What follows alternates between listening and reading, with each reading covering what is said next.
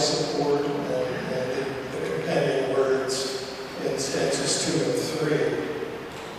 This is the high point of melody. And oftentimes the most wonderful power of the hymn comes at the apex of the melody. And this is so true of this melody. It just allows our voices to soar, especially on stanza 3 when we sing, "At last I come before your face." So let's sing.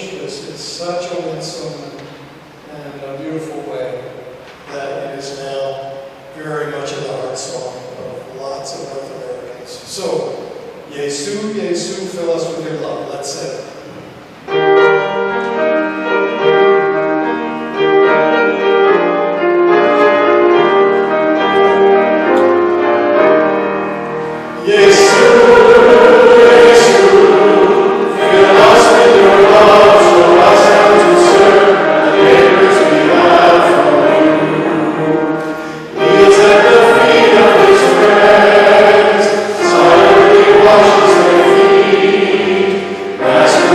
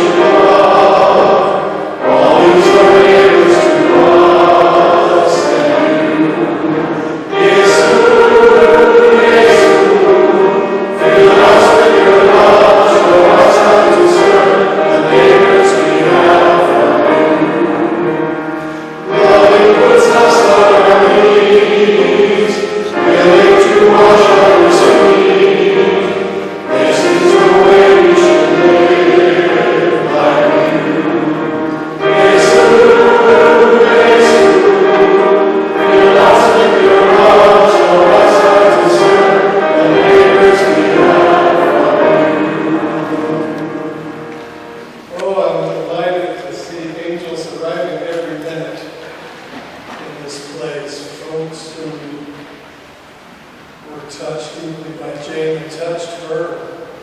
I hope they keep coming. This is wonderful. Now, you know, Jane didn't write the words for Jesus, but can you imagine her writing? I mean, this was really right in the centerpiece of what you might call Jane's practical theology or spirituality. Let's turn now to Psalm 17 in the setting here. Now, one of the other things we need to say about Jane was the remarkable contributions she made to the 1989 United Methodist hymn. She was on the group that were charged with the Psalter, the Psalms that were to appear in the book. And the editor of the hymn was her bosom friend, Carlton Young. And it wasn't unusual, he went by Sam. It wasn't unusual for Sam to call Jane and say to her, I need 10 things tomorrow.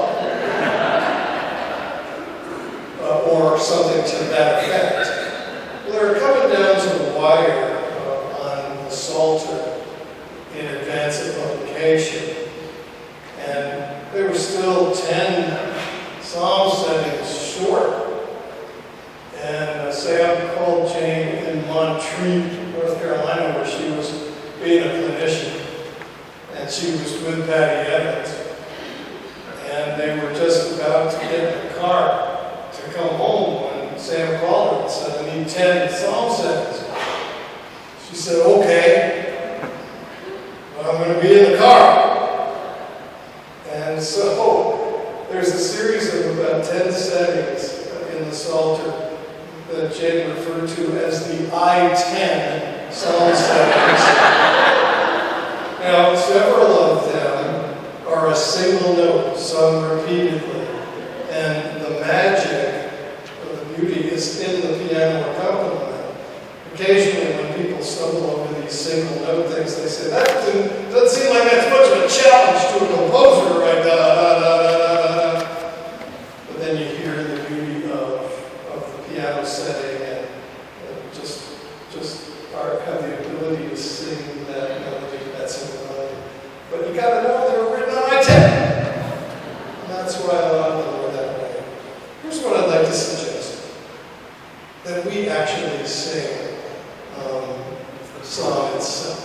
So let me demonstrate the way, and we're going to, rather than being responsive of the way it's on the page, we'll all sing together. But Andy, could I have a B flat?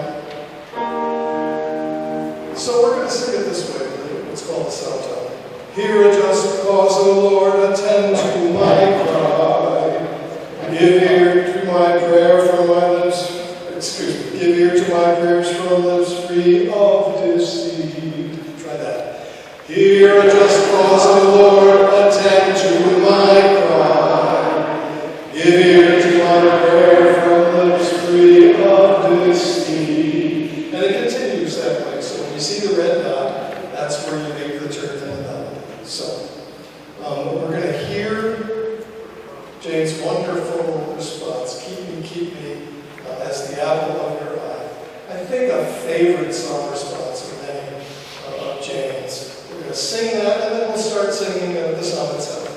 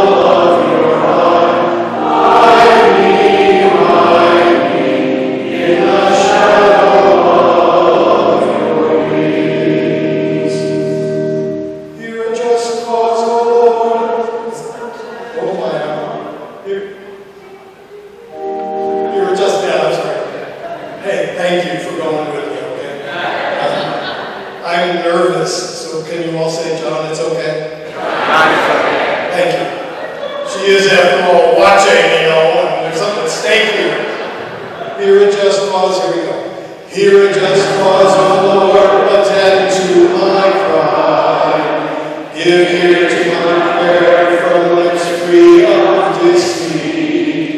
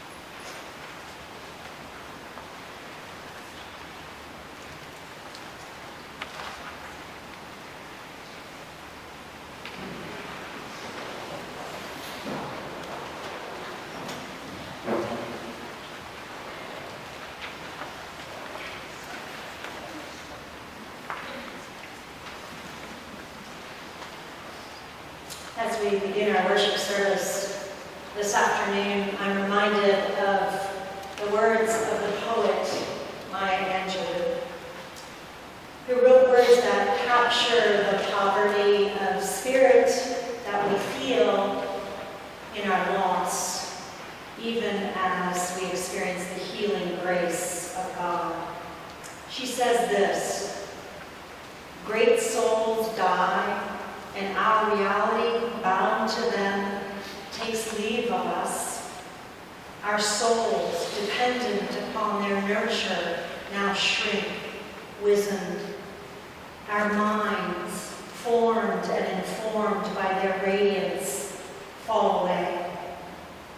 We are not so much maddened as reduced to the unutterable ignorance of dark, cold caves. And when great souls die, after a period, peace blooms, slowly and always irregularly. Spaces fill with a kind of soothing electric vibration. Our senses restored, never to be the same, whisper to us, they existed. They existed. We can be and be better, for they existed. Jesus said, I am the resurrection and I am life. And whoever lives and believes in me shall never die. I am Alpha and Omega, the beginning and the end, the first and the last. I died, and behold, I am alive forevermore. Because I live, you shall live also. Good afternoon and welcome to Northaven United Methodist Church, Jane and Elby's spiritual home for over 60 years. Jane's character and gifts are deeply embedded in the DNA of this church. And so we have gathered here to give thanks to God and to praise God as we witness to our faith and celebrate the life of Jane Manton Marshall. We come together in grief, acknowledging our human loss. May God grant us grace that in pain we may find comfort, in sorrow hope, in death resurrection. I invite you now to stand as you are able and turn to page 60 in your hymnal to sing I'll Praise My Maker While I Have Breath.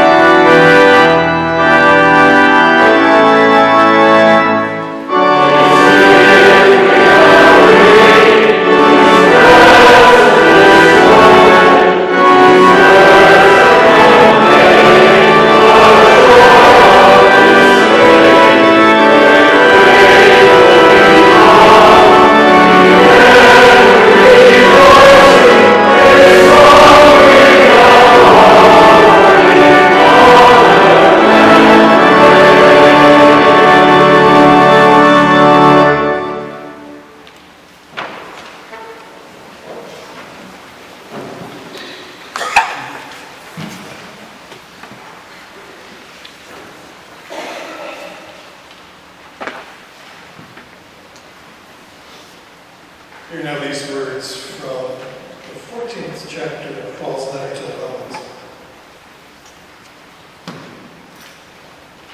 We do not live to ourselves, and we do not die to ourselves. If we live to the Lord. And if we die to the Lord. So then, whether we live or whether we die, we are the Lord's. For to this end Christ died and lived again, so that he might be Lord of both the dead and of the living.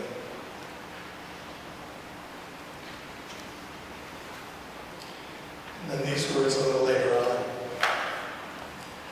Let us then pursue the things that make for peace and mutual upbuilding. It's the word of the Lord. Thanks be to God.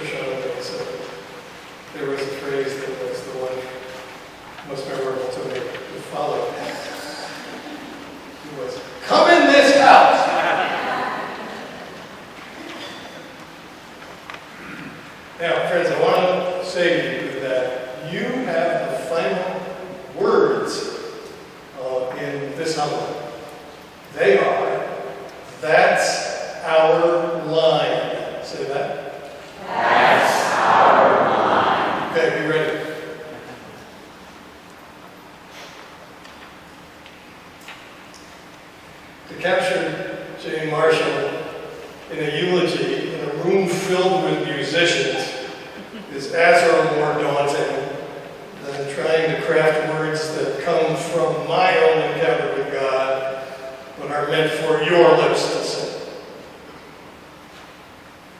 But because I can hear Jane saying, "You can do this, John," I proceed. When Jane's family invited me to speak, my mind went immediately to this powerful admonition in Romans 14. Let us then pursue what makes for peace and mutual upbuilding. In this chapter, Paul goes to great lengths to say how, out of a sense of entitlement or pride or judgmentalism, we can come to believe that our customs are the right ones. We know what's pure enough to eat. You don't. We know which days are best for fasting. You don't. And into this echo chamber of self-righteousness, Paul drops a curtain heavy enough to absorb the conceit. We do not live to ourselves, he says. Or as we might say now, it's not about us. The Romans 14 is about disputes over food.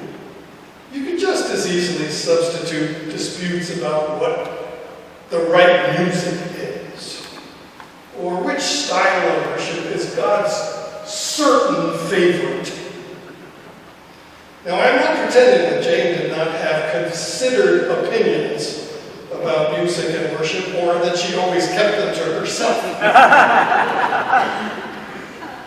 But whenever I heard Jane consider the weighty matters before the worshiping community, here, the phrase that guided her was, "It's not about us."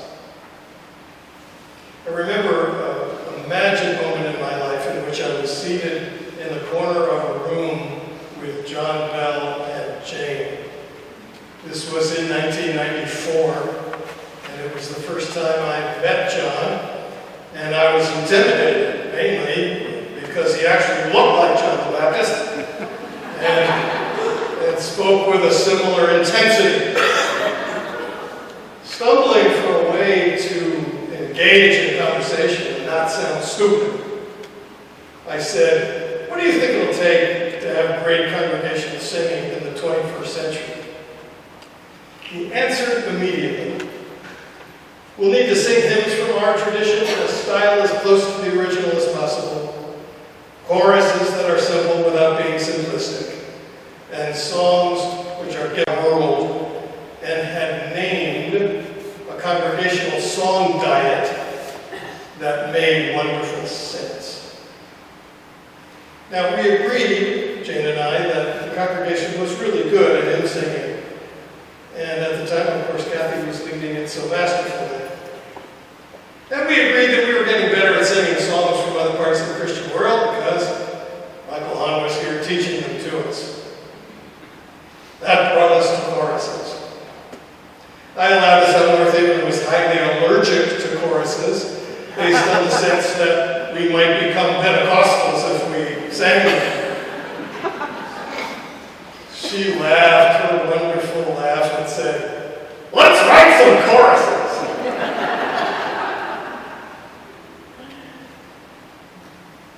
Because she knew it's not about us.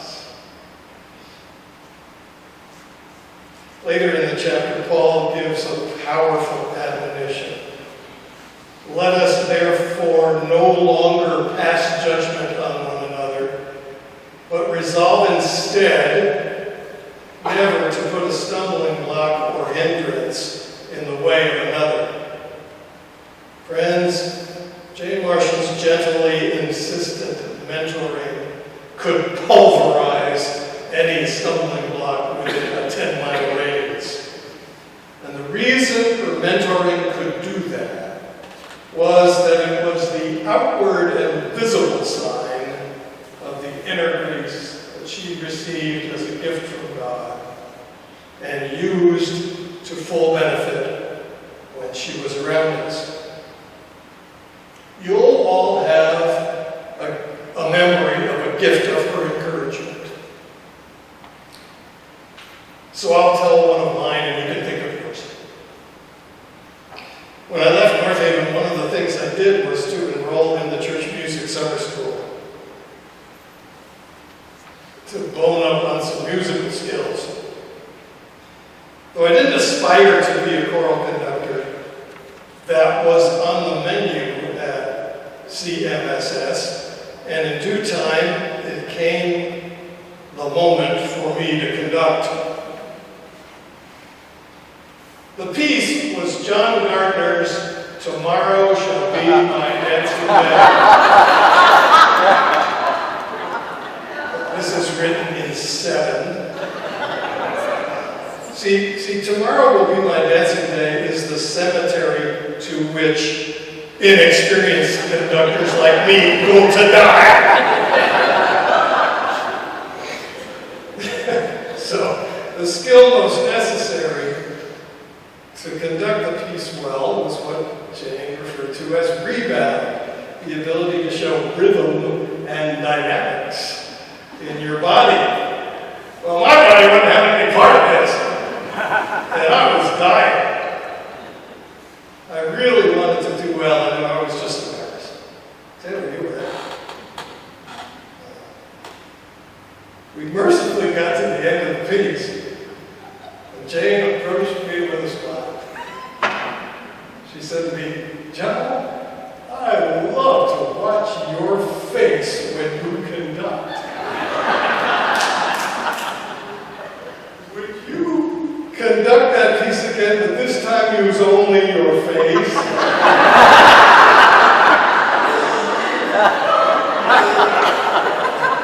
Were you there too, Doug?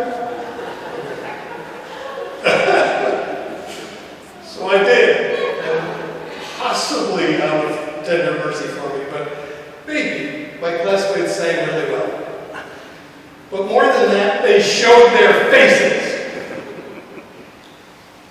She knew they would, because she had walked this path of encouragement for so many years that she knew every turn in the path. She knew their faces would have the therapeutic power my wounded ego needed. Jane could have taken me apart. Instead, she put me back together.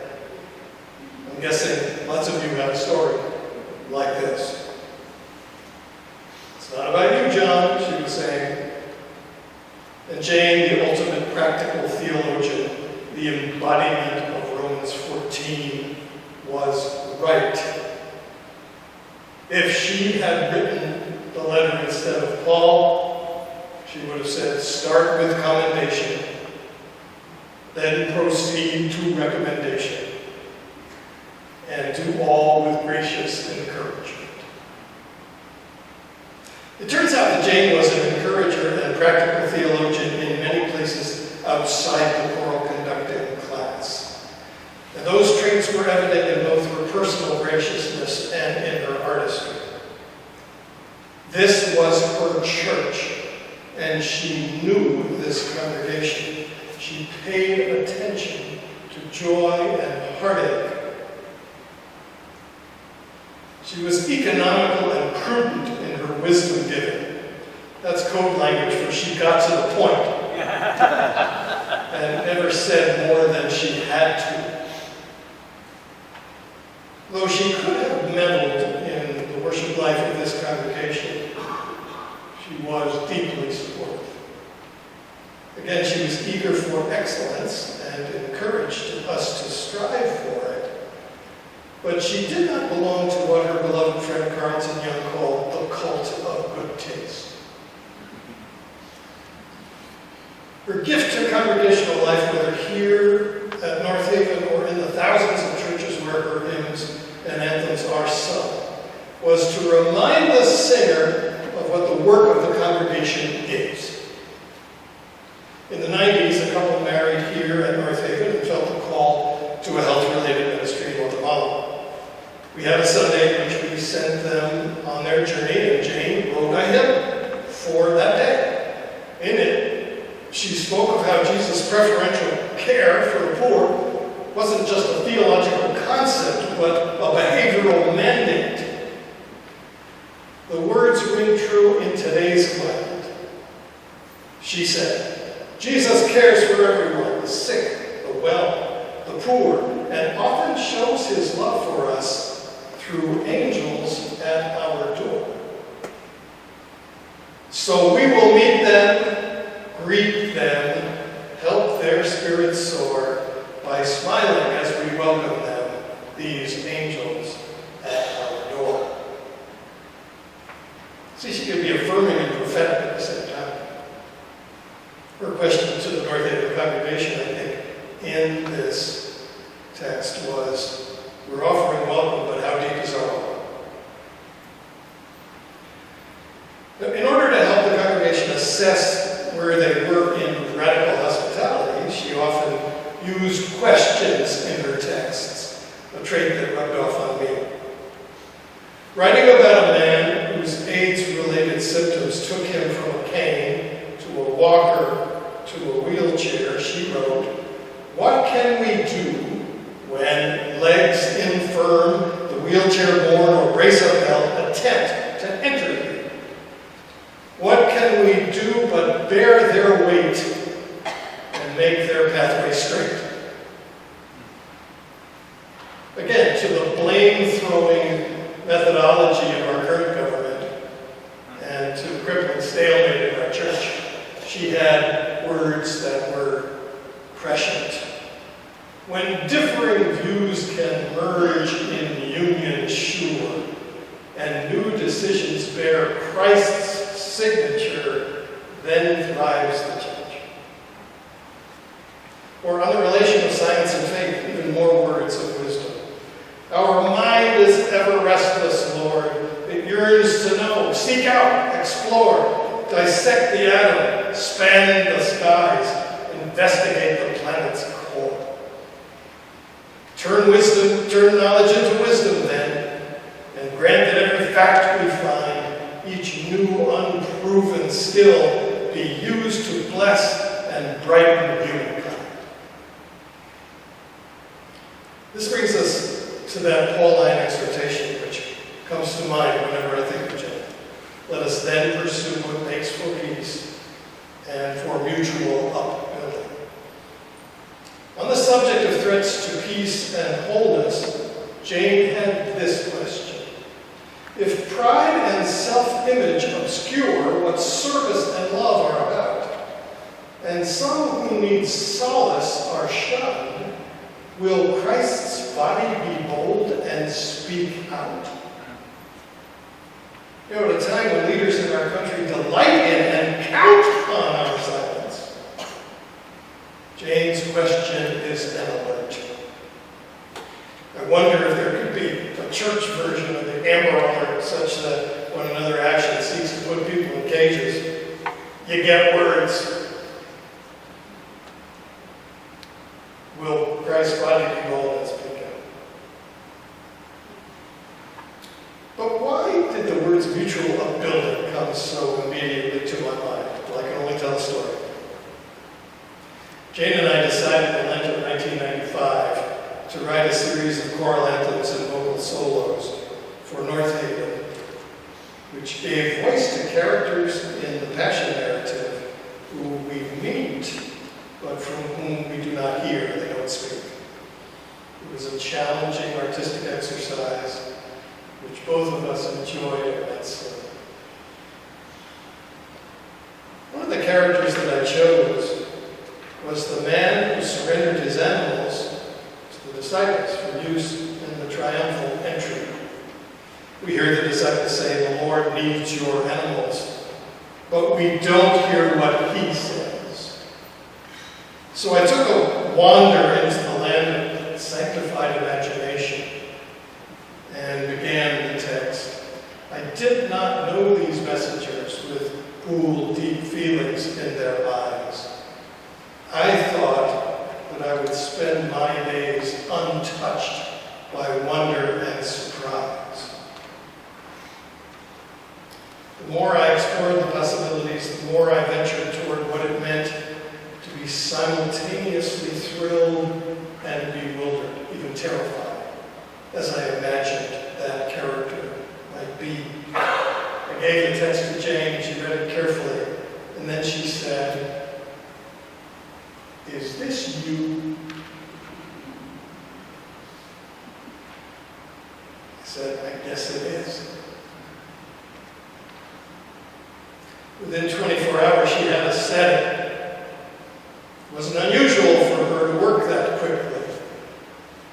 She called and invited me to the house to hear it. And since we wrote over, she began to play what she had written.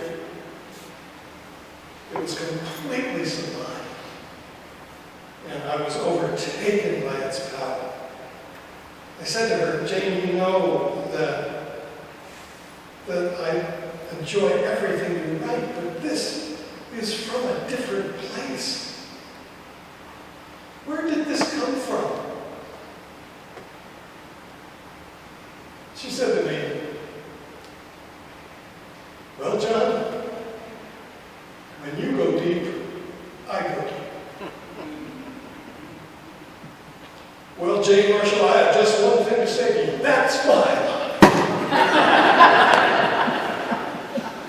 You know where we're going here? Right.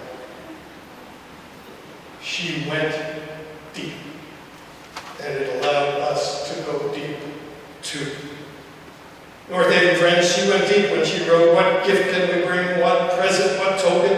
What words can convey the joy of this day?" Well, this day was the 25th anniversary of this congregation. The congregation she loved. You built her up, and she built you up. That's what Paul's talking about.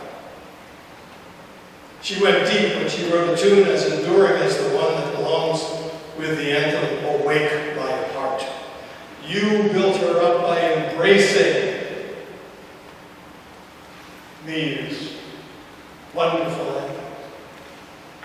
She built you up by writing more of them. When you go deep, I go deep. That's what she said.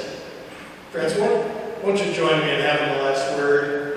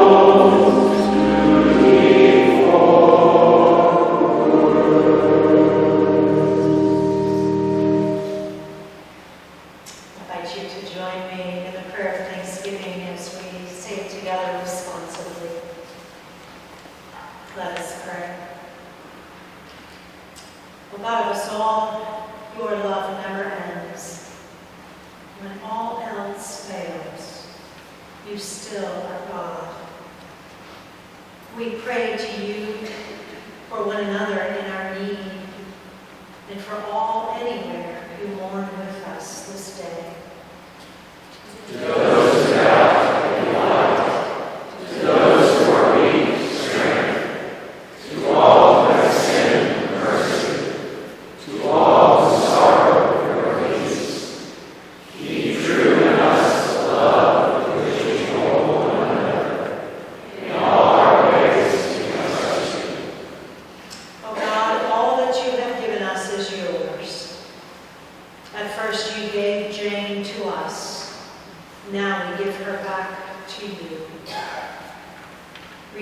receive her into the arms of your mercy.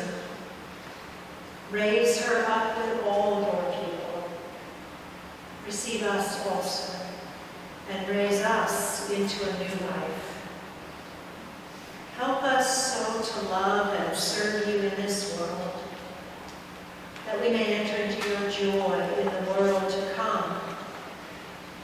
O God of love, we thank you for all with which you have blessed us even to this day, for the gift of joy in days of health and strength, and for the gifts of your abiding presence and promise in days of pain and grief.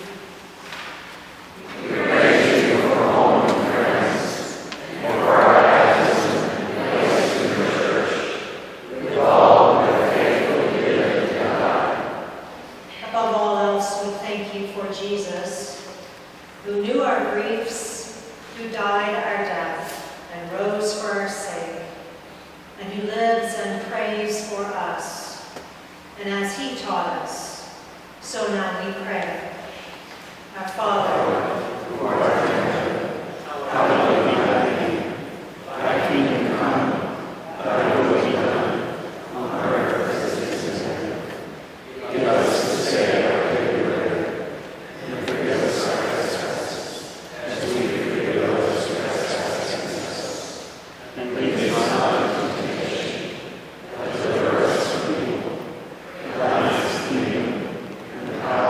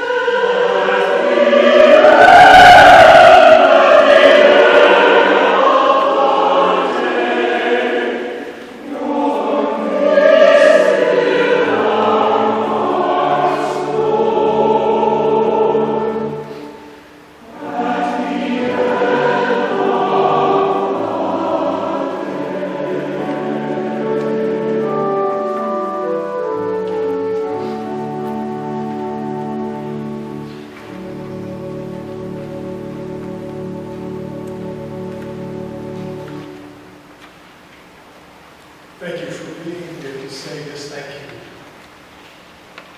Following the benediction, we will lead the family out into the atrium where we urge you to come, read them, tell stories to each other and to them, and enjoy the fact that we are together in God's name. Now receive this benediction. Go in peace. Serve God. Love the people you encounter. Sing always.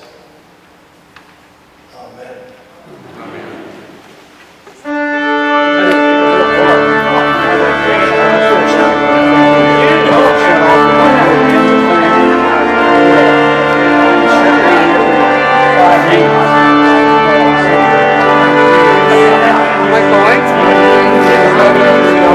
I assume that's for the dog.